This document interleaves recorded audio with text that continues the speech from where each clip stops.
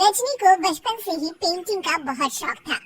वो हमेशा से ही पेंटर बनना चाहती थी, पर उसके माँ और पिताजी ने उसको कभी भी इस चीज के लिए सपोर्ट नहीं किया और उसकी शादी नीरव से हो गई। नीरव रजनी को बहुत प्यार करता था, पर रजनी हमेशा चुपचाप ही रहती। वो इस शादी से खुश नहीं थी। वो ये शादी नहीं करना चाहती थी। उसे तो हमेशा से पेंटर जो बनना था। अपने इस सपने को वो नहीं पूरा कर पाई, इसलिए वो हमेशा उदास रहती थी। रजनी, बहुत ही बढ़िया फिल्म लगी है, कल देखने चले? नहीं जी, कल मुझे बहुत काम है, मैं नहीं जा पाऊंगी। अच्छा तो कोई बात नहीं, संडे को चलते हैं। देखिए, मुझे फिल्म देखना पसंद नहीं है, आपको जाना है तो चले जाइए। नीरू को मना करके रजनी वहाँ से चली जाती है और अपने बैग को खोलकर उसमें बंद पड़े ब्रश और कलर्स को देखकर रोने लगती है। रजनी, चलो ना कहीं बाहर खाने चलते हैं, कुछ तुम्हारी पसंद का। जी मुझे नहीं जाना, मेरी तबीयत ठीक नहीं है। रजनी वहाँ से चली जाती है। नीरू को समझ नहीं आता कि रजनी उससे इतना दूर क्यों रहती है। वो जब भी उसके साथ वक्त बिताना चाहता है, रजनी कोई ना कोई बहाना बना देती है। एक दिन घर पर कोई नहीं था। रजनी घर का सारा काम जल्दी से खत्म कर लेती है। घर पर अकेले होने के कारण वो सोचती है कि वो आज पेंटिंग करेगी। वो अपने कमरे में जाकर पेंट ब्रशेस और कलर्स निकालकर जैसे ही कलर मिक्स कर रही होती है कि दरवाजे पर बेल बज जाती है। अब कौन आ गया इस वक्त? इतनी मुश्किल से तो मुझे पेंट करने का मौका मिला है। रजनी दरवाजा खोलती है तो उसकी सास अपनी सहेलियों के साथ खड़ी होती है और सब घर के अंदर आ जाते हैं। अरे बहू, सबको शरबत बनाकर पिला दे, बाहर तो बड़ी गर्मी है। जी। रजनी पेंट ना कर पाने से उदास हो जाती है। उसे गुस्सा भी आ रहा होता है कि उसने इस शादी के लिए हाँ क्यों कह दी। वो रसोई में जा रही होती है कि उसकी सास उसे रोकती है। बहू, सबके खाने का भी इंतजाम कर लेना, आज का लंच तो ये सब यही करेगी। हाँ। रजनी बिना कुछ कहे रसोई में चली जाती है। सबके लिए खाना बनाती है।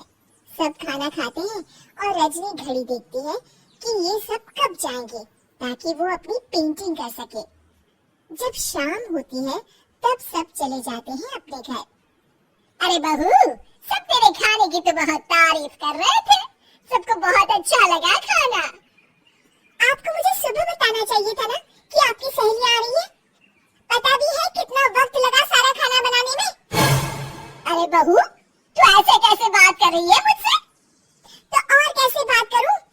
मैं इस घर की कोई नौकरानी नहीं हूँ कि इतना काम करूंगी। रजनी अपने कमरे में जाकर दरवाजा बंद कर लेती है। शाम को जब नीरव आता है तो उसकी माँ उसे पूरी घटना के बारे में बताती है। क्या रजनी ने आपसे इस तरह बात की माँ?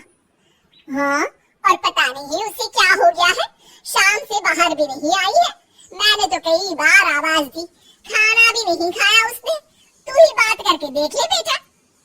नीरव अपने कमरे का दरवाजा खटखटाता है। रजनी, दरवाजा खोलो, मैं हूँ। रजनी दरवाजा खोलती है और फिर वापस जाकर अपने बिस्तर पर लेट जाती है। रजनी, माँ से बात करने का ये क्या तरीका है? मैंने कोई गलत बात नहीं की है। अरे तुम क्यों ऐसे बर्ताव कर रही हो सबके साथ? क्या तुम इस शादी से खुश नहीं हो? रजनी कुछ नहीं बोलती। अरे बताओ मुझे रजनी, क्या ये शादी तुम्हारी मर्जी के खिलाफ हुई है? हाँ, मैं ये शादी कभी नहीं करना चाहती थी। तुमसे क्या, मैं किसी से भी शादी नहीं करना चाहती थी।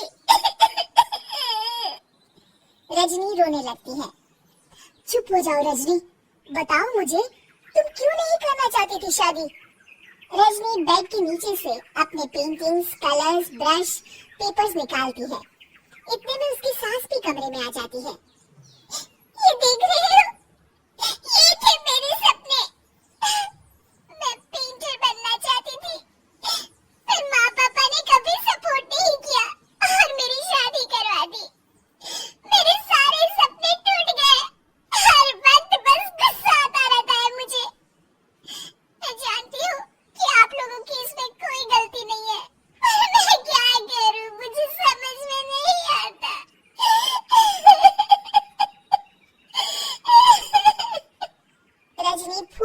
सोचकर रोने लगती है।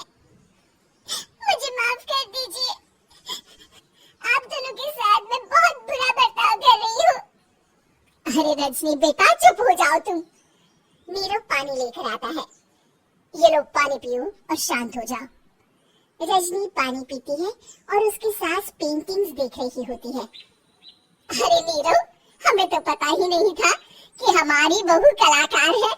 अरे कितनी अच्छी पेंटिंग्स बनाई है, देखो तो। ये वाली तो मैं अपने कमरे में ले जाऊंगी। आपको ये पेंटिंग्स अच्छी लगी? अच्छी नहीं, बहुत अच्छी लगी। और तुमने हमें बताया क्यों नहीं? तुम जब चाहे पेंटिंग कर सकती हो रजनी। हम तुम्हारे सपनों को पूरा करने में तुम्हारा पूरा साथ देंगे। हाँ बेटा, हम कला की कद्र करते हैं। हम कलाकार तो नहीं, पर मुझे गर्व है कि मेरी बहू एक कलाकार है। रजनी, नीरव और सास तीनों हंस पड़ते हैं।